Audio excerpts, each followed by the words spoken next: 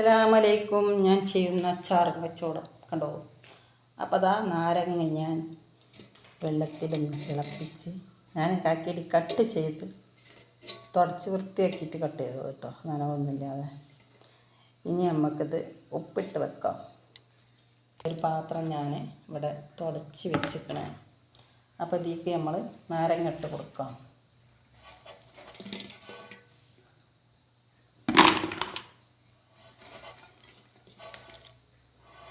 അപ്പം നാരങ്ങ നിങ്ങൾക്ക് എങ്ങനെ ഇഷ്ടം നടു മുറിച്ചാണെങ്കിൽ അങ്ങനെ മുറിച്ചാൽ.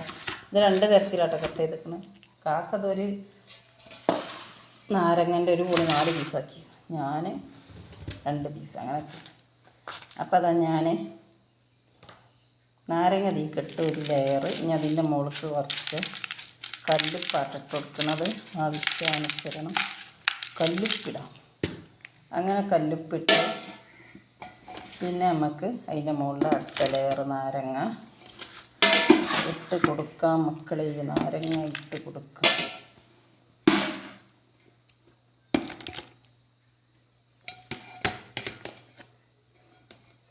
അപ്പം ഇനി ഇതിൻ്റെ മുകളിൽ അടുത്തത് കല്ലുപ്പ്. അങ്ങനെ ലെയറായിട്ട് ഇതിട്ട് കൊടുത്തിട്ട് ലാസ്റ്റ് ഇതൊന്ന് കുലുക്കുക.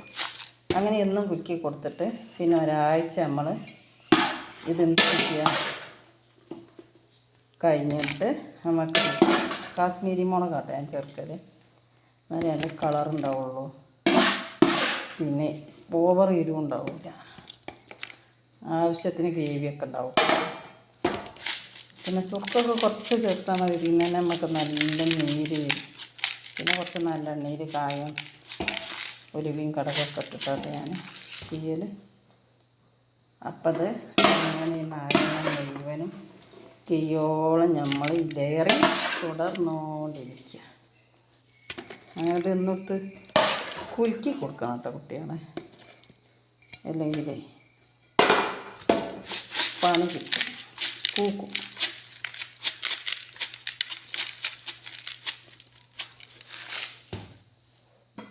ഇനിയിപ്പോൾ ഇടാനിപ്പോൾ സ്പേസ് ഉണ്ടാകും, കാരണം അത് കുലുക്കാനുള്ളതായതുകൊണ്ട് ഇടാനൊരു പേടി. അപ്പോൾ ഇത്ര ഇട്ടാൽ മതി കേട്ടോ. ഞാൻ അടുത്ത ട്രിപ്പ് കൂടി ഉപ്പിടാം. ഇനി കുറച്ചും കൂടി ഉണ്ട്, നമുക്കൊരു കുപ്പിയിലിട്ട് കണ്ടോ, ഇങ്ങനെ ഇട്ട് വെച്ചു. ട്രിപ്പ് ഞാൻ ഈ പാത്രത്തിൽ ലെയറിങ് വെച്ചിട്ടു. ഇനി നമുക്കത് അടച്ച് വെച്ചിട്ട് മൂടിയാണ്ട് കുലുക്കാം. അപ്പോൾ ഞാൻ കുലുക്കണത് കാണിച്ചു. ഇങ്ങനെ കുലുക്കുക, മൂടി അത്ര ടൈറ്റ് കുലുക്കിട്ടോ.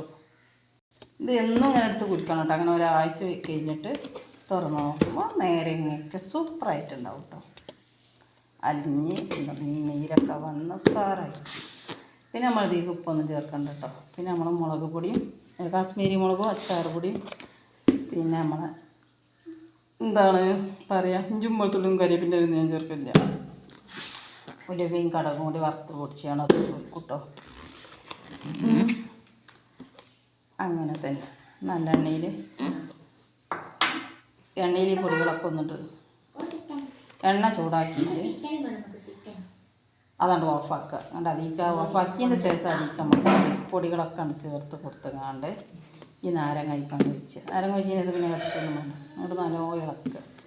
ഇളക്കിയതിന് ശേഷം സുർക്കമാണെങ്കിൽ കുറച്ച് ഒഴിച്ച് കൊടുക്കുക. കുറച്ച് ഒഴിച്ചാൽ സൂപ്പർ അച്ചാറാണ് മക്കളെ.